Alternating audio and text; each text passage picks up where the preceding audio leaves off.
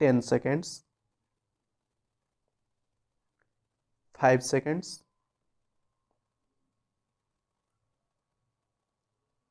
The real limiting factor in industrialization is the lack of capital equipment. The difficulties are of getting the capital equipment and a special experience from those countries which happen to possess it and who have a surplus of it. How far it can be obtained, it is for you to calculate and the producing countries to decide. If it is not obtained quickly, the process of industrialization may be somewhat delayed, but it will go on if it is considered right on the larger interest of the world that a country like India and other countries in the East should be industrialized, should increase and modernize agricultural production. It is in the interests of those countries that can help in this process to help the Asian countries with capital equipment and their special experience. But in doing so, it is to be borne in mind that no Asian country will welcome any such assistance if there are conditions attached to it which lead to any kind of economic domination. We would rather delay our development, industrial or other, than submit to any kind of economic domination by any country. That is an axiom which is accepted by everyone in India, and I shall be surprised if any other country in Asia does not accept it. We want to cooperate in the fullest measure in any policy or program laid down for the world's good, even though it might involve the surrender in common with other countries of any particular attribute of sovereignty, provided that is a common surrender all round. But a long period of foreign domination has made the countries of Asia very sensitive, but anything which might lead to some visible or invisible form of domination.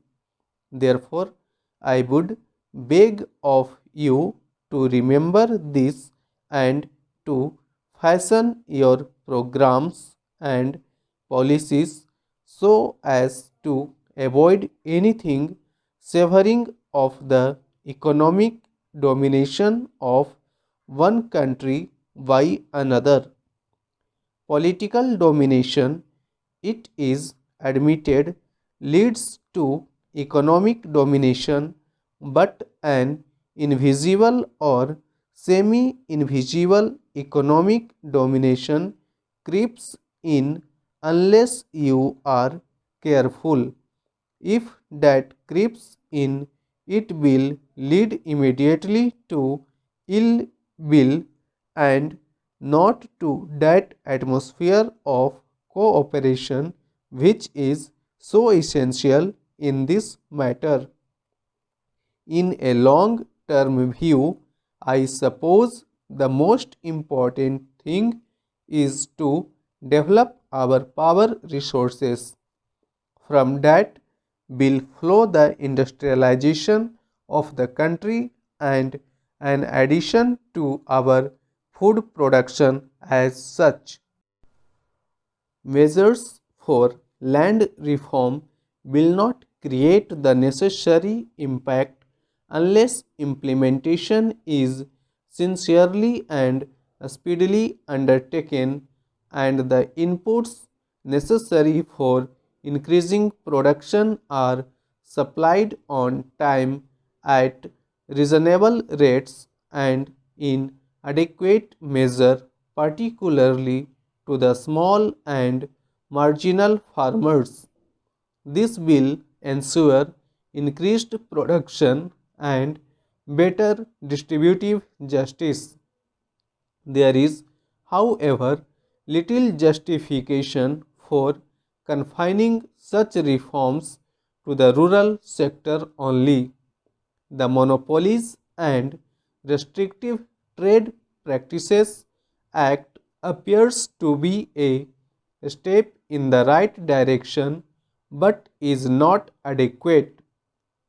In a developing economy like ours, the oligarchy of a few families controlling big industrial empires and wielding enormous money power poses a big threat to the country's political system besides distorting its socio-economic base.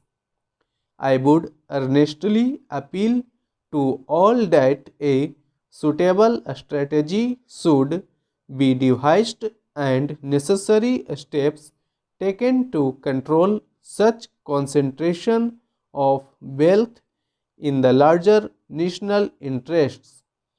As a country that missed the forest industrial revolution and hardly caught up with the subsequent ones, India finds itself in the unenviable position of having to race against time in coping with the multifarious challenges of a population explosion and the rising expectations of its people. The bar against poverty cannot be fought and won through a mere redistribution of the existing resources that are inadequate for feeding and providing jobs for the great mass of our people. We must create more national wealth through a balanced development of agricultural and industrial sectors for marching forward to new frontiers of true equality and prosperity for all sections of our people. Our plans for socio-economic development have created hopes among our youth and they look forward to a better life. Our youth, the nation's most valuable treasure, must not feel impatient or apprehensive of the future. We need to effectively involve this vast reservoir of hard-working and intelligent manpower with the task of nation building, particularly in the rural areas. The draft 6th 5-year plan sets out a new strategy for the creation of massive job opportunities through accelerated development of agriculture and cottage and small scale industries. I appeal to all my fellow citizens, irrespective of their position or station in life, to participate actively in this challenging task and so assist the government in reaching the fruits of development to the people at large. A year ago today, the country was in a relaxed mood, having achieved in an orderly and peaceful manner the restoration of civil liberties so dear to all of us. Against such a joyous backdrop, a few scattered clouds on the distant horizon did not seem to hold any particular menace now.